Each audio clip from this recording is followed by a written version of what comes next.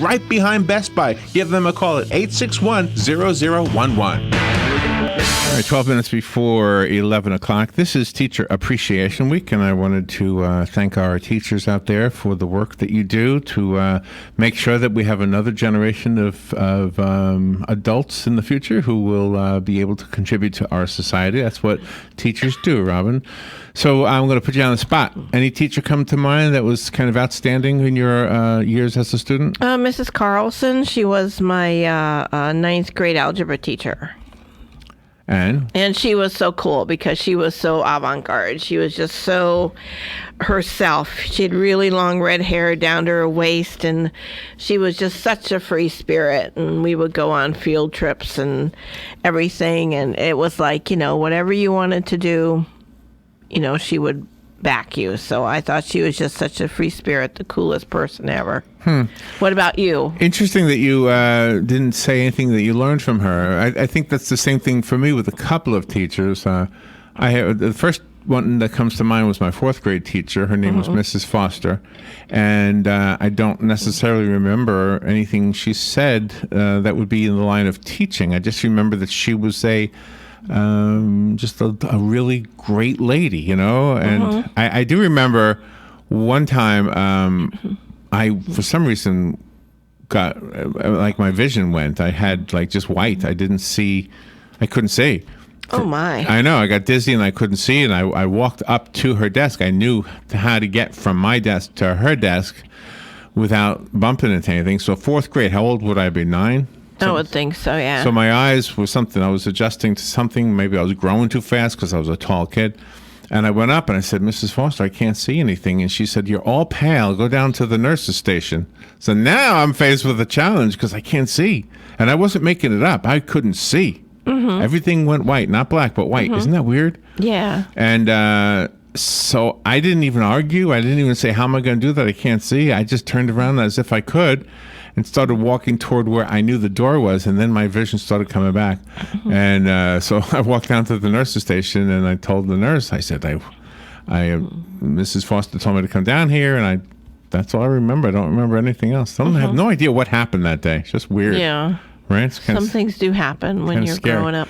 But I have a teacher who, in the upper grades, Mr. Lawrence was his name, and he was a social studies teacher.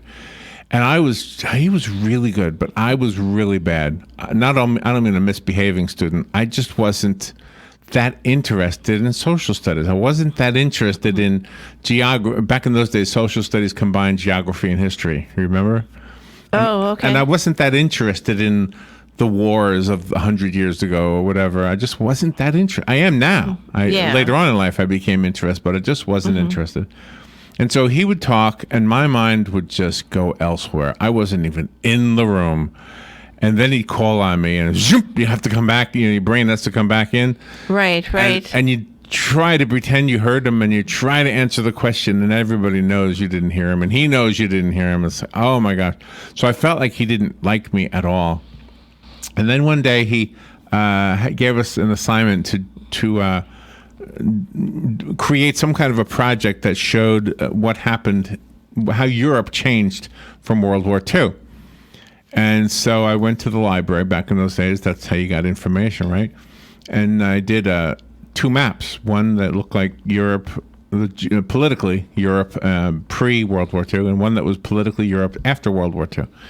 And because of my art skills, I made this really nice map. And so he really, really liked it. And then I thought, oh, he must really, really like me. Oh, cool. And then years later, one of the younger girls in my neighborhood said, I have Mr. Lawrence for a teacher. And he still uses those maps you drew like 4 or 5 years earlier. So nice. That's kind of cool. Isn't that cool? That's very cool. So I appreciated him. I love that. He wasn't the problem. I was the problem. Anyway, so I have some other. This is Teacher Appreciation Week. I want to read some to you. Ready? Okay. This is from the CEO and creative director of Darlinghurst Enterprises. Her name is Misha Kora. She said, I was pre-med for most of college until I took an intensive art course my senior year called textile design. I had already been admitted to a top 3 medical school and decided to take the course only to fulfill a general education requirement. I worked harder in that class than in my chemistry and pre-med courses. I spent many nights working on projects. After the course was over, my teacher took me aside and said I had an enormous potential in the arts. Her encouragement helped me get an apprenticeship at Christian Dior Couture. Oh, my. I'm now one of the youngest top designers in the world, and I wouldn't be where I am without her encouragement to chase the unknown. So there you go. She was going to be a pre-med. She was a pre-med student, but never went there. Ended up designing. Wow. How about Isn't that? that something? That is cool. All right, here's another one. This is Colette Coleman, the founder of Coleman Strategy. She says, I'll never forget my high school English teacher and her encouragement. I had some teenage insecurities, and she consistently built up my confidence with praise based on my work in her class. She encouraged me to apply to Ivy League colleges, and though I initially protested, with her support throughout the application process, I was accepted into several. This was a surprise to me, but she knew all along that I had what it took to get in. Without her encouragement, though, I wouldn't have ever applied. So she's remembering her teacher from high school. That's pretty cool. There you go, Colette Coleman. I love that. I mean, teachers do make an impact, whether you think you're making one or not. You're just being yourself, and, you're doing the best of your ability, and you never know. This young lady, she's a screenwriter, an artist, an author, and a creator. She just as you want your child's teacher to say the right things to your kid, she told her teacher said the right thing to her. Her name is Krista Suh, S-U-H. She said, when I was a student at Barnard College, I took a writing seminar.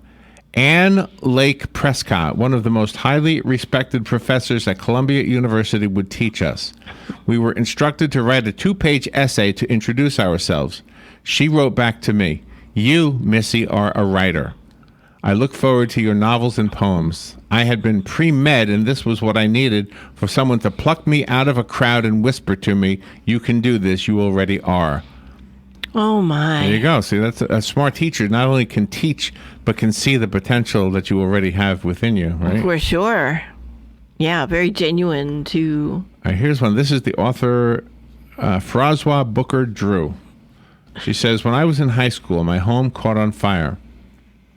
And due to smoke and water damage, I had to move in with my grandparents.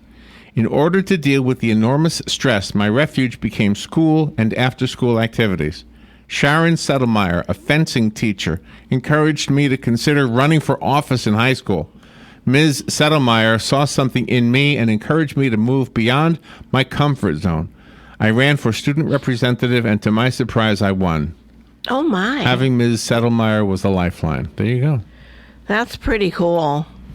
We've had people in the studio. Sometimes I think we kind of act as that kind of a Conduit. of a support person. Because we've had people in the studio who were running for office, who impressed us, but who didn't win. Yeah. And then we'll bump into them later on, not in the studio usually, and one of us will say, you really should try it again. I really think you are the perfect person for that spot. Not just to be nice, because there's no reason for us to say it, especially if they're not running anymore. Oh, yeah. But there were a couple of examples of people I remember saying that to, and then later on they went to throw their name back in the hat and the ring, their hat back in the ring. I don't know Yes. if anything I said made them do that or not, but I like to think I did. Mm-hmm. And with anything. I mean, we just don't support the people with political aspirations. We've supported other people, and they've grown, and I think that's pretty amazing. That's true. With their talent. Oh yeah. We've had a few singers in here. Yeah. That are really doing well right now, and I like to think it's partly because we. Confidence. Yeah. Gave them confidence. Well, one of the cool things, somebody was telling me this the other day about our show. They were complimenting you and I on the fact that we have very, very famous authors, very, very famous actors and recording artists, and they call in from all over the world, which is true. But we also have the local singer and songwriter, the local author, the local... Right? Uh-huh. So I think that's part of what we've been doing, and we couldn't do this if we had a big-time show. No. I think the fact that we have a small show in a small city... And we have a really good reputation around the world, too. our phones don't have a good reputation, but we do. No. So I see you're looking at the door.